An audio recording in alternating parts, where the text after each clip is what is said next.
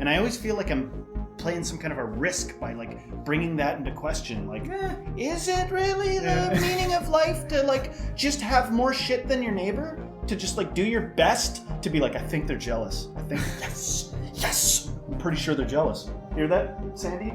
You know, pop some champagne. I'm pretty sure they're jealous. Fucking nailed it.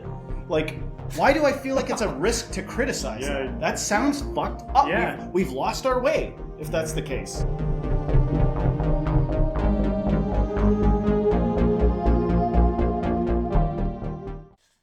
Welcome, modern-day mystics, fellow truth seekers, James and Justin, back at it again with another reaction video, and this time we're taking a look at Alan Watts. Love Alan Watts. I'm surprised it has taken us this long to get to an Alan Watts video, although there isn't a ton of footage of him like actually like talking on camera because he was old. He's dead now. Yeah, I know, he goes way back, but that's kind of like, I feel like a lot of people that are coming from personal development into spirituality cut their teeth with Alan Watts. Yes, he's a great bridge. Yeah. Great bridge. Like if you're like not sure about the spirituality thing, listen to this guy. This guy is really fascinating, and he's like one of the great orators of our time. Like this guy knows how to talk. They're like using his audio clips to like sell like Xboxes now to kids. Yeah. It's ridiculous. Yeah. So anyway, I used to follow a guy that was a big part of his channel was talking about pickup. Yeah. You know, he just also happened to be talking about personal development too. And he would always reference Alan Watts. Yeah. All right, let's get into this. One's called Stop Trying to Get It and You'll Have It. What do we want to feel? What would satisfy us as being the meaning behind this world? It's very commonly said that the root of most human unhappiness is the sense that one's life has no meaning.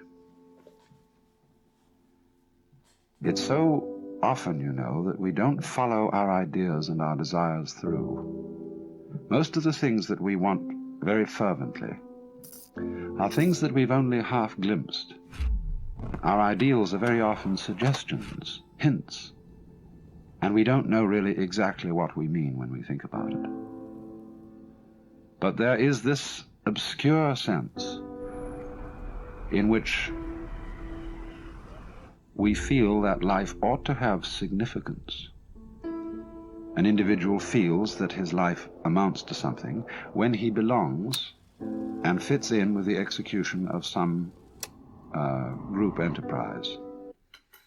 Interesting. A couple of things that he said there. The idea of that idea being planted in your head. Of like the suggestion to like go out there and like kind of grab something.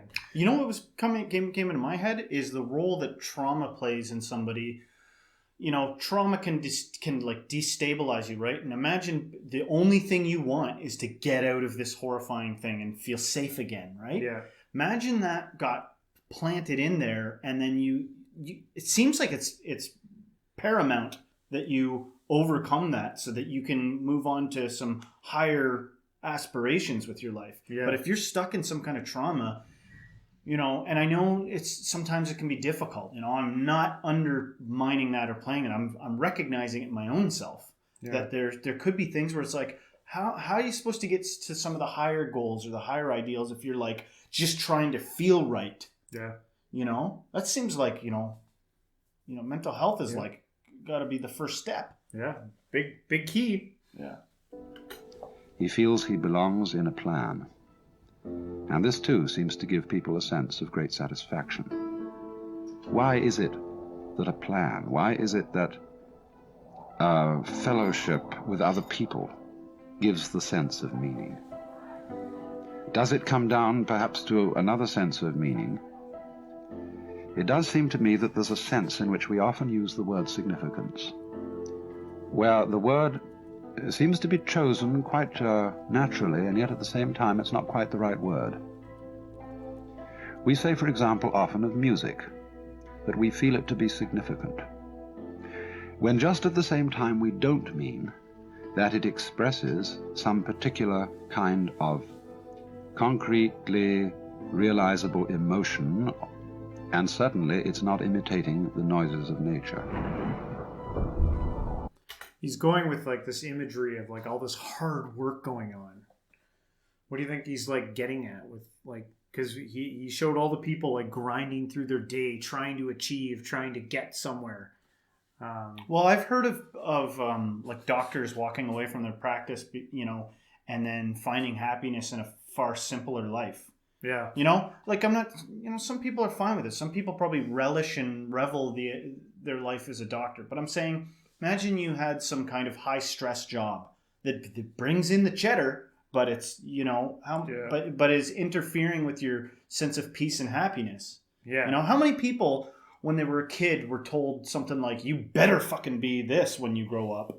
Yeah. And then, and then they follow some path that isn't even true to them. Now I got to be careful with when I say that, because I don't want to mess with people's like whole where they're at. Yeah. But I'm just saying, if you find yourself, maybe in some workaday, sped up camera version of doing a million chores, and you're depressed, maybe it's because there's some, you got to seek out some peace outside of that. Maybe time to start questioning, reassessing, and asking some questions, tough questions. It's weird how it's dangerous to criticize a purely capitalistic culture, because we are fucking capitalists. Yeah. That's what we are. And I always feel like I'm playing some kind of a risk by like bringing that into question. Like, is it really the meaning of life to like just have more shit than your neighbor? To just like do your best to be like, I think they're jealous. I think, yes, I'm pretty sure they're jealous. Hear that, Sandy? Pop some champagne. I'm pretty sure they're jealous. Fucking nailed it. Like, why do I feel like it's a risk to criticize that? That sounds fucked up. Yeah. We've lost our way, if that's the case. Yeah. No. Well, tell that to the countries that are fucking losing, bitch. Like, I'm sorry, I'll tone it down. It's just, I don't see that as like a surefire way to be happy, man. Yeah. And I think other people have seen that and be like, I had to incorporate some like pick up basketball on Saturdays or golf with my buddies or some yoga or some meditation to balance shit out, because I was just way too fixated on. Oh, I've definitely, man, there was a time in my life where I can remember phoning my boss and being like, I gotta step back, man. I'm like sometimes you gotta do it. Yeah. Like, because you'll drive yourself crazy if you just, all your life is just work. But people understand the guy that's kicking ass and calls his boss and's like, I'm burning the candle at both ends, I got to take it easy. People are like, all right, I understand it. But what about the guy that's got some foresight and's like, I don't want to get into that position, so I'm going to like just hang back. And they're like, but I was going to give you a promotion. You're like, no, I would rather not have the promotion. They're like, he's fucking Looney Tunes. What, does he hate money? What's his problem? What do we do about, one thing's a little more understanding than the other, I feel like. You know what I'm saying? Yeah, I hear you. It is felt to be significant, not because it means something other than itself, but because it is so satisfying as it is.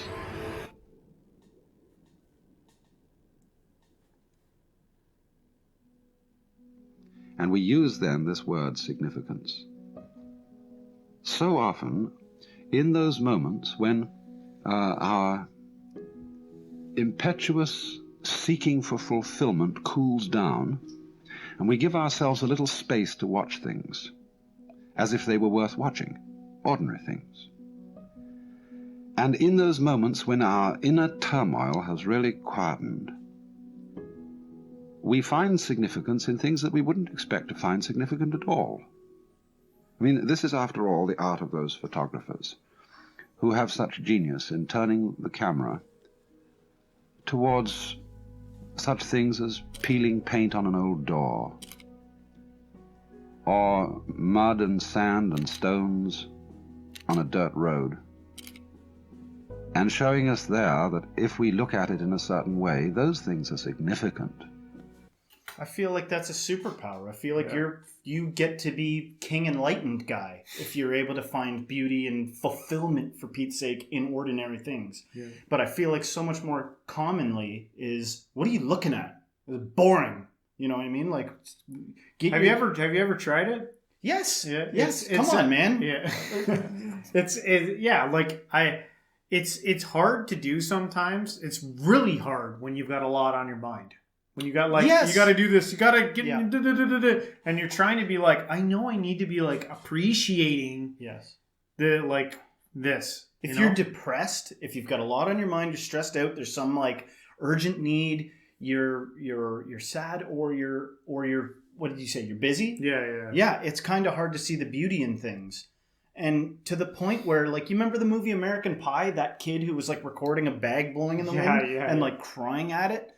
People would be like, I think it's like common for people to be like weirded out by that behavior. Like, it's a fucking bag, man. I got tickets to cost me $500. I'm going to see something exploding in, you know, bright colors this weekend. We looking at a bag, loser, you know? But I feel like that's a little closer to somebody who's got some inner peace, and somebody who's, you know, they can appreciate the beauty in the world, and maybe an exceptional imagination. I'm not judging somebody that legitimately just doesn't give a shit about mundane things. That's you're probably normal, but I feel like it's a superpower or something exceptional if you're like, I just like to go look at the flowers, man, or I just like to observe nature, or I see the beauty in some things, I guess, that other people don't see. Yeah. Really, good for you. Yay. In this world, you really gotta consciously make time to do it.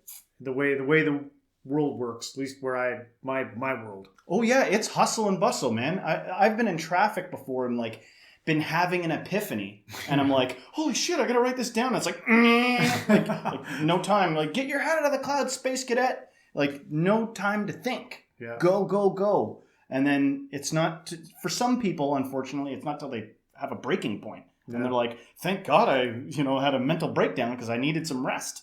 Yeah. But let's not let it get there, for Pete's sake. Yeah. Right? But we can't say significant of what so much as significant of themselves.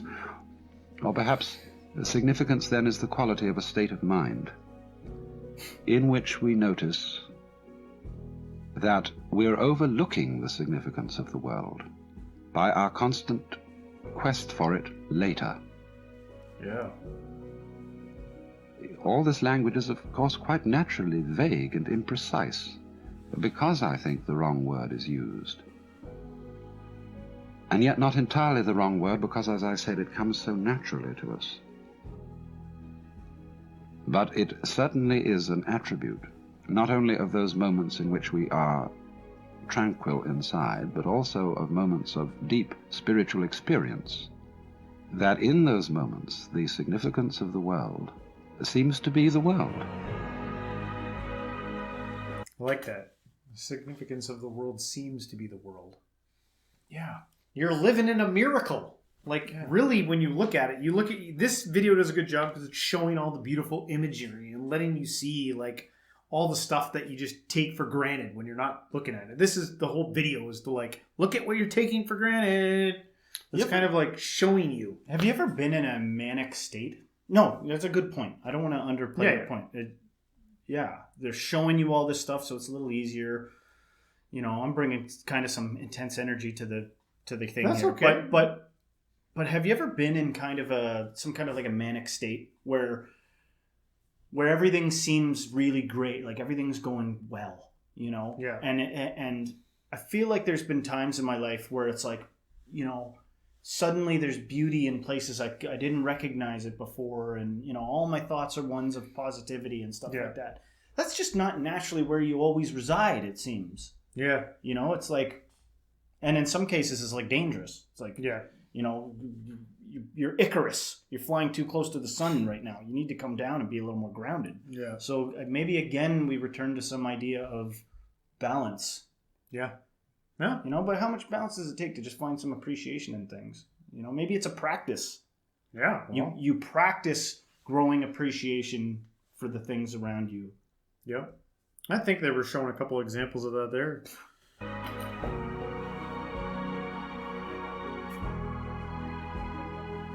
Seems to be what is going on now.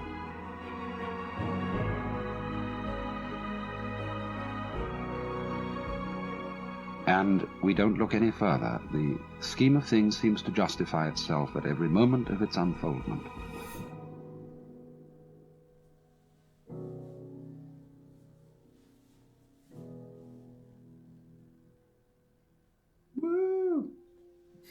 again, the character of this feeling is, again, something that is fulfilled in itself. To dance is not to be going anywhere. When we dance in the ballroom, we don't have a destination, we're just going around the room. And it's in doing this, it's in executing the pattern, in singing the music with other people, that even though this doesn't point to anything outside itself, we again get the sense of meaning. We might say the point of the individual is simply that he contributes to the welfare of the race. And the point of the race is that it reproduces itself, to reproduce itself, to reproduce itself, and keep going. And that isn't really a point at all. That's just fatuous. Sure. Is what he's saying kind of like just to appreciate the fact that you're part of it. You're part of the grand scheme. You're just in it. Yeah. He's saying finding, joy, peace, happiness in that sense of connection. Yeah. Sense of connection with the world at large, right? Yeah.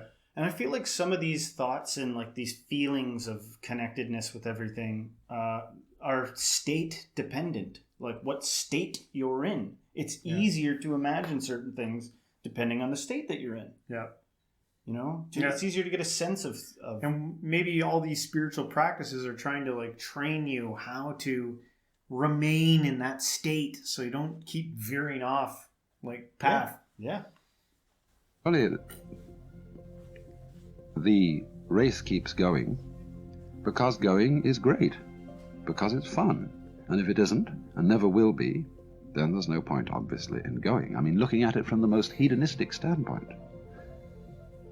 In other words, this strange world, with its weird forms, and when you look at them from a certain point of view, stones and trees and water and clouds and stars, when you look at them from a certain point of view and don't take them for granted, they are just plain improbable. And it is in this sense, I think, that they are the Alleluia, as it were, the nonsense song. Why do we love nonsense? Why is it that when we get hep with jazz, we just go booty booty boopty boo and so on and enjoy ourselves swinging it? That line dates it. It is this participation in the essential, glorious nonsense that is at the heart of the world. Glorious nonsense. That isn't going anywhere, that is a dance. But it seems that only in moments of unusual insight and illumination that we get the point of this, and find that thus the true meaning of life is no meaning, that its purpose is no purpose, and that its sense is nonsense.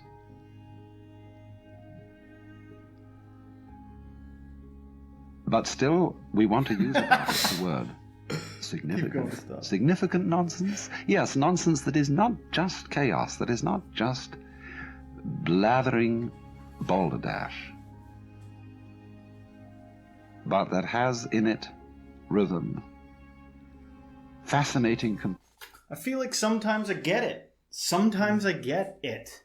Yeah. You know, the nonsense for nonsense sake, glorious nonsense, does it even matter? Everything's wonderful. But it also, I got to return to what I said before. It seems like that is, state dependent, what state you're in. Yes. Yeah. No, I hear what you're saying. This would be very hard if you were in a life filled with like getting and achieving and goals and grasping and getting this. Or and then, in battle. And then you fall upon this video and it's like, just let it all go. Just jump into the river. Let it take you. Glorious You nonsense. don't do anything. You let it take you. You let it take you, yeah. Yeah. Like, Again, yeah, man, like this, some of the stuff we talk about is you've entered into the realm of like luxury, because there are people that don't, they'd be like, can I eat it? Is it edible? I'm hungry, or there'd be people that are like, Is it a bomb shelter? Is it going to save me from the bombs dropping? You know, I don't even know if you're allowed to say that on YouTube, but you know what I'm saying? Like, I just don't want to be insensitive to different people. Yeah. Even I get it. Yeah, I hear what you're saying because But when the dust settles and the chaos that you're in settles and you've just got mundane life to face and you've got bills to pay and all this stuff, I think that this message is kind of for that type of person. Yeah. Where it's like, hey, remember that this thing is like pretty wondrous and beautiful. Yeah, when you're griping about your day and, you know, having to go to work. Complexity. A kind of artistry. It is in this kind of meaninglessness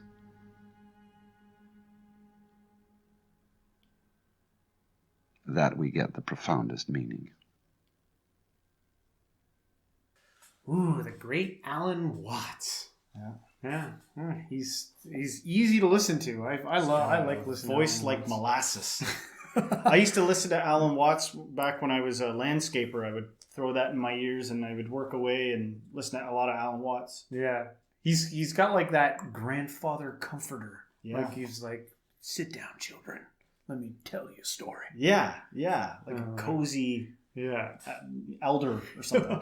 And he's got some good stuff on Zen. I think he must have studied a ton of Zen stuff because he's got some cool. Next time we do a video on him, we'll have to do one with actually him in there. I did find like a black and white one of him, and I was like, ooh, but I found this one, I really liked it. So, but next time. And everyone, let us know in the comments what you think about this video, the stuff that he said. There was like so much there. Anything you can comment on there. And if you like this episode, don't forget to smash the like button, share this with a friend, subscribe, and everybody until next time, stay spiritual.